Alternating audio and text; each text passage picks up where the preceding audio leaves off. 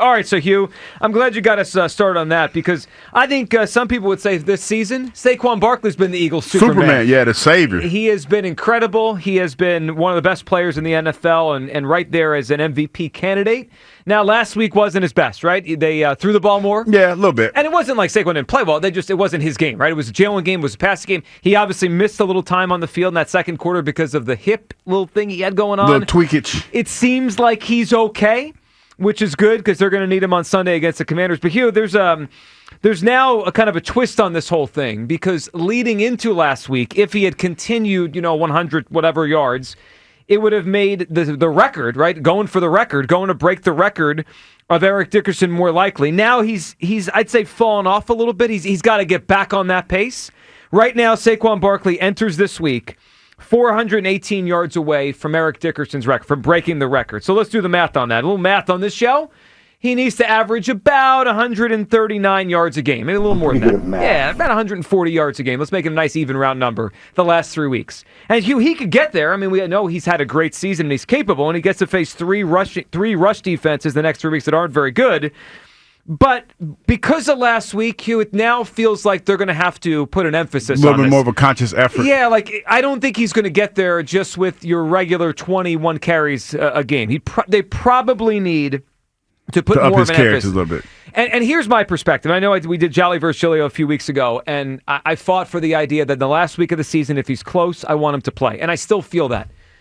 But I got to admit something, guys, on last Sunday. I got a little spooked. Yeah, when he got hurt. Oh, my God. I got a little nervous. I don't think you were the only one. Yeah, because as I pick with you. We know that they need him in the postseason. And I got a little spooked. So here's my perspective on Sunday. I'm not trying to say cut back on his carries. I'm not saying anything like that. I want him to play the normal amount of carries, do the things you need to do to win. And if he runs past the Commanders' defense 3 or 4 or 5 times, so be it. And he has big gains and he ends up with 180 yards, so be it. Go! But I'm not putting an extra emphasis on the record this week. I need to have him healthy for the postseason. I need to have him ready to go in the postseason. If he gets there on the normal game script, I'm good. But I don't want extra emphasis on Saquon. The pass game got going last week. Jalen Hurts looked better. We got 3 games to go. We got a playoff run to make, a Super Bowl in our sights. Hugh Douglas, I know there's a feeling out there like, let's go get it. I don't think they should put an extra emphasis this week. Just do the normal game plan. Hugh, where do you come down on Saquon, who's 418 away, who needs about 140 per game? Should they put a little extra juice, extra emphasis on giving him a little more carries? You know what's funny about this, man? Because we were sitting there talking about it. I did a little bit of long talking. I workshopped this a little bit before I thought about it. But then I thought about, because I was in the camp that you were in, and just stayed the course. Mm-hmm. But the more and more I thought about it, 418. That's not that far away from history. With the 3 games to go, yeah. Yeah, that's not, real talk, that's not that far away. And you know why? The reason why I feel the way that I feel, Joe, is because we've seen Saquon rip off 200-yard games. And although I hear what you're saying, and the fact that you got a little spook last week with the hip, 410 yards is close. It's so close. You can almost taste it. I will say this. Yes, I'm definitely saying yes, because I got to get one of the other in this. Hopefully both, but I got to get one, either the $2,000 or the rushing record, the rushing title. So he's 312 from $2,000. That feels very attainable. Yes, that feels very attainable. Yes, it's one of those things, man. You work so hard. And, you always, at this point, when you get this close to doing whatever it is you're setting out to do, and you get this close, you get a little anxious. I know nobody really wants to talk about it, but when you look at that number, it looks so attainable, especially when you look at the 3 games that we have left on our schedule. Mm-hmm. So, yeah, I'm going to say yeah.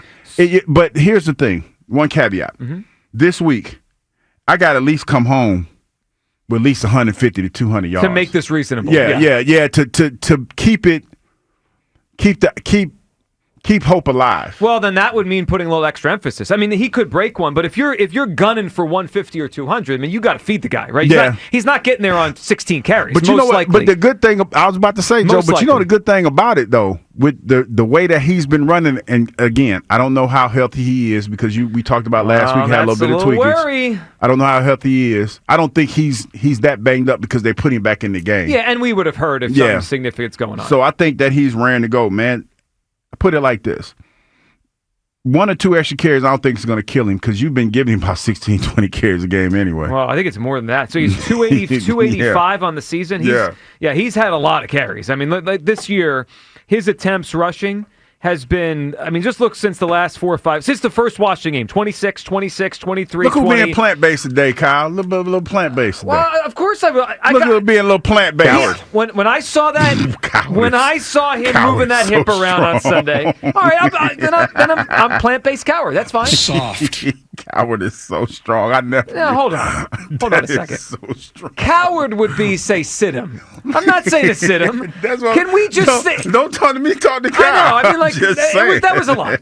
I didn't say to sit him. I didn't say to play Kenny Gainwell half the drives. I just said like not an extra emphasis. I guarantee you, we get a call today. Somebody say play Kenny Gainwell more. I guarantee you because of the way he ran last week. I'm in the Kenny Gainwell hive. I'm a Gainwell guy. I've always thought he's a quality backup running back. 215-592-9494.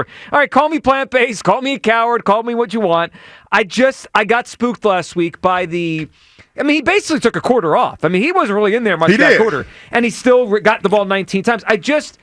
The way I want this is regular game plan, do what they've done all year. I'm not emphasizing him extra. And I'm also not saying don't give him the football. Like, go win a football game, clinch the NFC East. This is the last challenge they're going to have until the first round of the playoffs, which ironically might be against the same team. We'll get to that.